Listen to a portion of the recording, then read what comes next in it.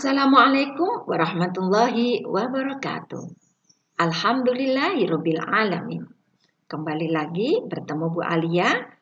Masih semangat belajar kan? Nah, saat ini kita akan belajar tentang pembuahan ganda pada Angiospermae. Klasifikasi pada tumbuhan spermatopita atau tumbuhan berbiji dibagi menjadi dua. Yang pertama adalah Gymnospermae dan yang kedua adalah Angiospermae. Gymnospermae adalah tumbuhan berbiji terbuka. Maksudnya adalah tumbuhan yang bakal bijinya tidak dibungkus oleh bakal buah. Sedangkan tumbuhan Angiospermae adalah tumbuhan berbiji tertutup. Maksudnya, tumbuhan yang bakal bijinya berada di dalam bakal buah atau ovarium. Masih ingat kan? Pada tumbuhan biji tertutup atau Angiospermae diklasifikasikan menjadi dua, yaitu monokotil dan dikotil. Pada pelajaran kelas 7 kemarin, pada waktu kalian membahas tentang klasifikasi, kalian tentunya belajar kan tentang ciri-ciri tanaman monokotil dan dikotil. Ya, ciri utamanya kita lihat dari kalimat katanya saja. Mono artinya satu, kotil artinya kotiledon atau daun lembaga. Jadi pada tanaman monokotil terdiri dari satu kotiledon atau satu daun lembaga. Sedangkan dikotil terdiri dari artinya dua. Kotil artinya kotiledon. Berarti dikotil adalah tanaman yang terdiri dari dua kotiledon atau dua daun lembaga. Kalau dilihat dari pertulangan daunnya, kalau pada monokotil pertulangan daunnya sejajar atau melengkung, kalau pada dikotil pertulangan daunnya menyirip atau menjari. Kalau dilihat ada tidaknya kambium, pada monokotil dia tidak terdapat kambium sehingga batangnya cenderung sama atau lurus begitu saja, tidak bisa membesar dan berkas pengangkutnya tersebar. Sedangkan pada tanaman dikotil dia memiliki kambium sehingga batangnya bisa membesar dan berkas pengangkutnya melingkar. Kalau dilihat dari bagian bunganya, kelipatannya ya, kelipatan bagian bunganya pada monokotil, kelipatan bunganya ada 3, sedangkan pada tanaman dikotil, dia berkelipatan 2, 4, atau 5. Kalau dilihat dari akarnya, kalau pada tanaman monokotil, dia tersusun dari akar serabut, sedangkan dikotil terdiri dari akar tunggang. Ingat kan pelajaran kemarin? Oke, sekarang pada tanaman biji terbuka atau Gymnospermae diklasifikasikan menjadi 4, yaitu Cycadinae, Coniferae, Gnetinae, dan Gingoinae. Ini kita akan pelajari pada part selanjutnya. Sekarang kita akan membahas fokus pada tanaman Angiospermae. Kalau kita bicara tanaman Angiospermae, maka kita tidak bisa lepas dari alat reproduksi pada tanaman Angiospermae, yaitu bagian-bagian bunganya. Bagian-bagian bunga pada tanaman Angiospermae ada bagian reproduksi, yaitu benang sari yang terdiri dari kepala sari dan tangkai sari. Sedangkan alat reproduksi betinanya yaitu putih yang terdiri dari kepala putih, kemudian tangkai putih, dan bakal buah serta bakal biji. Ini adalah alat reproduksi betinanya. Jika bagian bunga ini tersusun dari 2 alat kelamin, yaitu benang sari dan putih, maka bunga ini dikatakan bunga sempurna. Kalau hanya terdiri dari satu alat kelamin saja, misalnya jantan saja atau betina saja, maka dikatakan bunga ini adalah bunga tidak sempurna. Ada bagian-bagian lain untuk menunjang proses reproduksi pada tanaman Angiospermae ini. Yang pertama adalah mahkota yang berfungsi untuk menarik makhluk hidup lain sehingga membantu proses penyerbukannya. Kemudian ada kelopak, kemudian ada dasar bunga, ada juga tangkai bunga.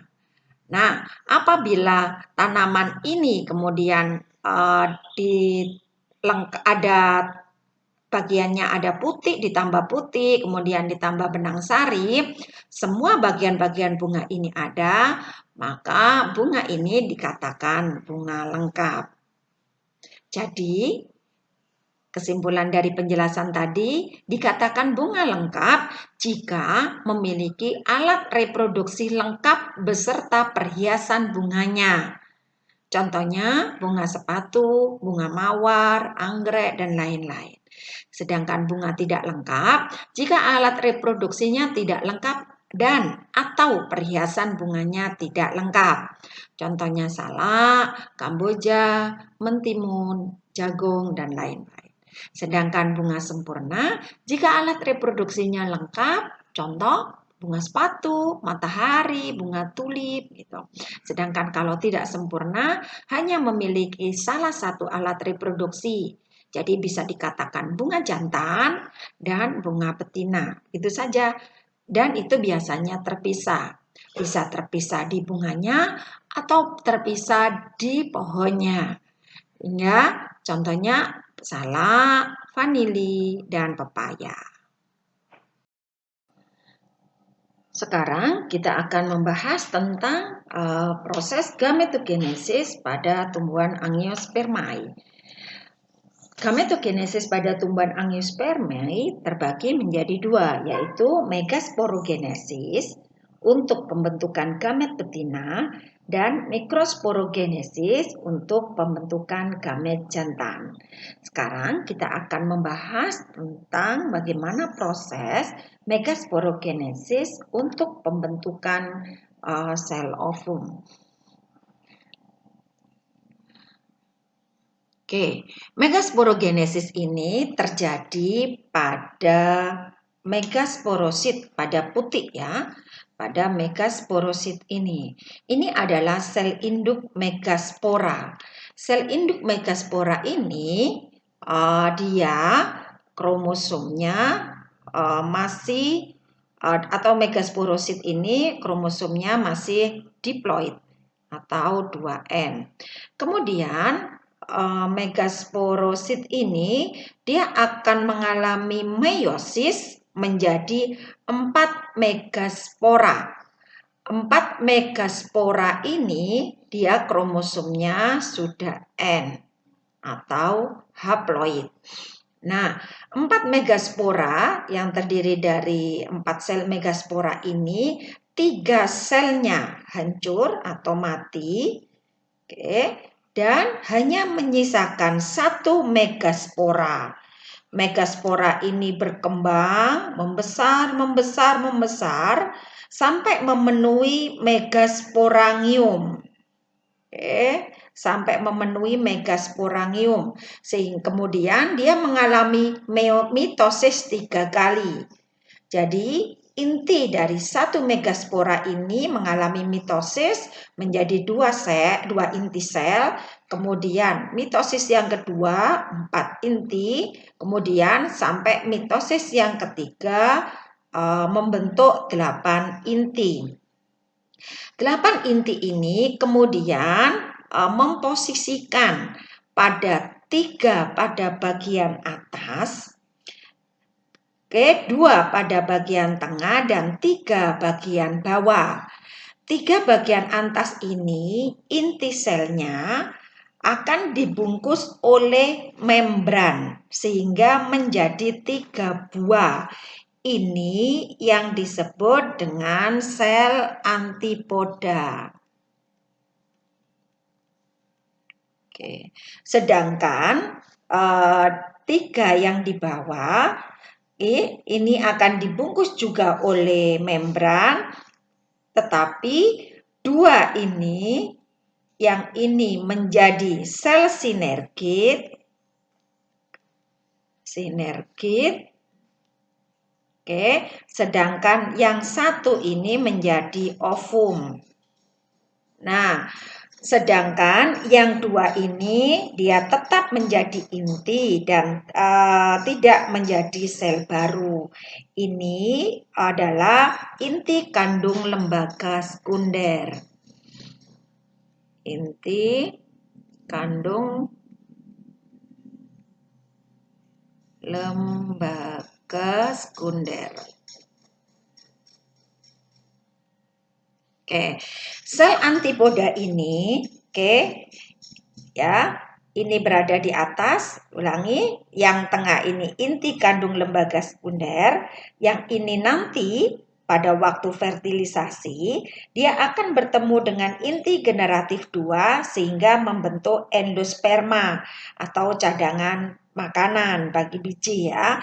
Kemudian ovumnya dia akan membentuk inti bersama dia bertemu dengan inti generatif 1 sehingga membentuk zigot, sedangkan sel sinergit ini dia akan digunakan untuk menghasilkan senyawa kimia sehingga dia bisa menarik sel sperma agar mendekati sel ovum. Nah, untuk lebih jelasnya kita lihat visualisasi berikut ini. Oke, link video aslinya akan saya letakkan di deskripsi box. Jadi, proses megasporogenesis ini terjadi pada putik.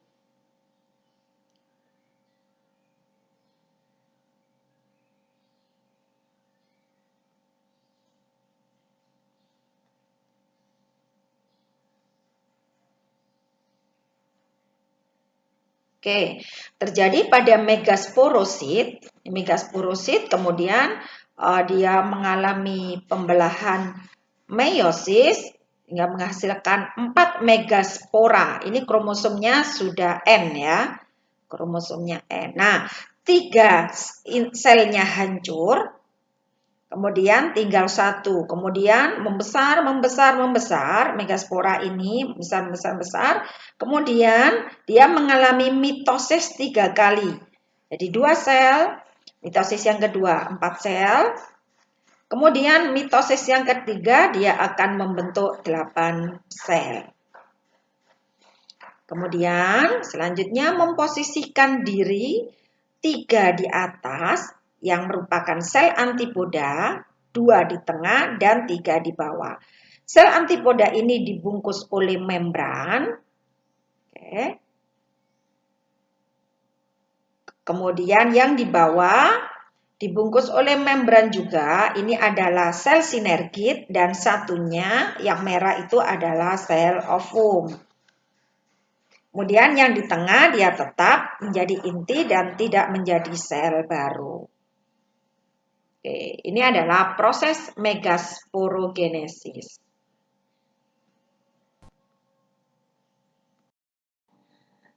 Sekarang bagaimana untuk proses mikrosporogenesisnya? Mikrosporogenesis ini terjadi pada kepala sari, ya, pada kepala sari.